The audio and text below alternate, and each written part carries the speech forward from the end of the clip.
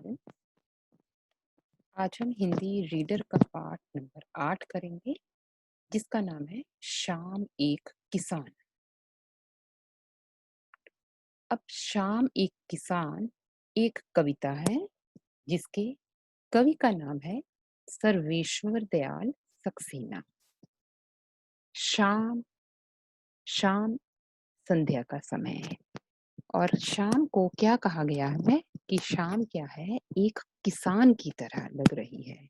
अब शाम को एक किसान की तरह क्यों कहा गया है, ये हम इस कविता के माध्यम से जानेंगे।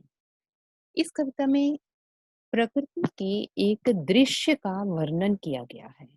एक प्राकृतिक दृश्य का वर्णन किया गया है और इस प्राकृतिक दृश्य में जो पहाड़ है, पहाड़ को एक किसान के रूप में दिखाया गया है। पहले कविता पढ़ते हैं हम।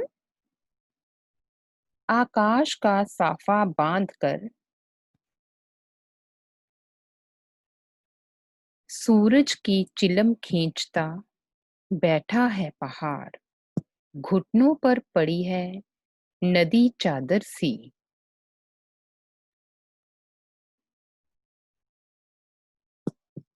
पास ही दहक रही है पलाश के जंगल की अंगीठी। अंधकार दूर पूर्व में सिमटा बैठा है भेड़ों के गले सा। अचानक बोला मोर, जैसे किसी ने आवाज दी, सुनते हो? चिलम औंधी, धुआं उठा, सूरज डूबा, अंधेरा छा गया। बहुत ही सुंदर वर्णन किया गया है एक शाम के दृश्य का। आकाश का साफा बांधकर सूरज की चिलम खींचता बैठा है पहाड़। एक पहाड़ जो है वो बिल्कुल एक किसान की तरह लग रहा है। सर्दियों की एक शाम है और उस शाम के दृश्य के वर्णन में जो पहाड़ है वो बिल्कुल एक किसान की तरह लग रहा है। और आकाश का साफा बांधकर, आकाश, ये आकाश, आकाश में जो बादल हैं ये ऐसे लग रहे हैं जैसे ये उस किसान का साफा बन गए हों, उस किसान की पगड़ी बन गए हों, साफा पगड़ी। वो किसान बैठा हुआ प्रतीत हो रहा है और आकाश जो है, आकाश के बादल उसकी पगड़ी लग रहे हैं। सूरज की चिल्म खींचता, ये सूरज एक चिलम की तरह लग रहा है और लग रहा है कि जो पहाड़ बैठा हुआ है, जो किसान बैठा हुआ है, वो इस चिलम को खींच रहा है। जिस प्रकार चिलम का कश भरते हैं, उसको उसमें तंबाकू कोयले डालकर उसको ग्रामीण लोग कई बार जैसे हुक्का पीते हैं, बिल्कुल उसी तरह से ऐसा लग रहा है कि ये जो किसान है ये चिलम खींचता हुआ लग रहा है। क्योंकि चिलम में कोयले अंगारे रखे होते हैं जो सुलगते हैं, इसीलिए उसका रंग भी सूरज की तरह लग रहा है।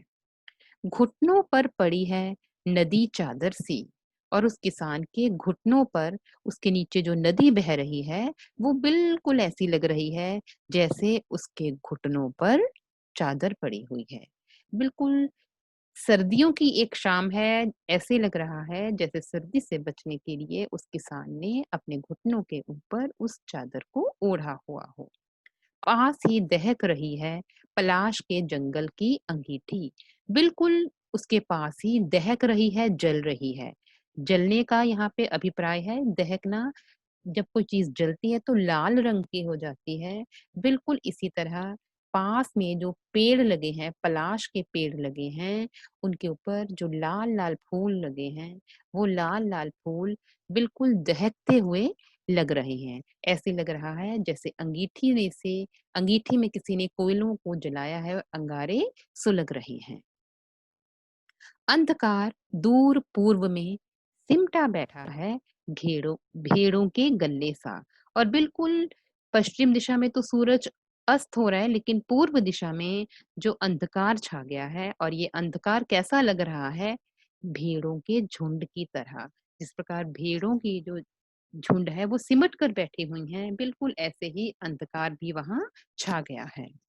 बिल्कुल शांत वातावरण है, लेकिन तभी इस प्राकृतिक दृश्य में बदलाव आ जाता है। बिल्कुल शांति छाई हुई है, लेकिन तभी क्या होता है, अचानक बोला मोर, अचानक मोर के बोलने की आवाज़ आती है और ऐसा लगा जैसे किसी ने कहा कि मोर ने क्या कहा, "सुनते हो?"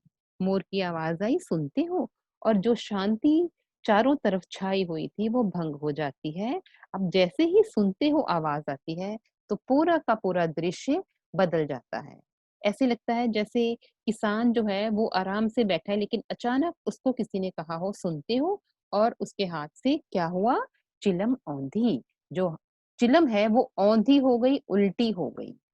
जो चिलम औंधी हो गई, उलट गई, गिर गई नीचे और जैसे ही चिलम गिरी, जो आग है वो बुझ गई और आग के बुझने से उसके अंदर से धुआँ निकलने लगा और ये जब धुआँ उठा, धुएँ के उठने से अंधेरा हो गया और बिल्कुल धुएँ के जैसा वातावरण हो गया। जो सूरज हमें दिखाई दे रहा था, कुछ ही पल में वो सूरज डूब गया क्योंकि जो सूरज रूपी चिलम है वो औंधी हो गई, गिर गई।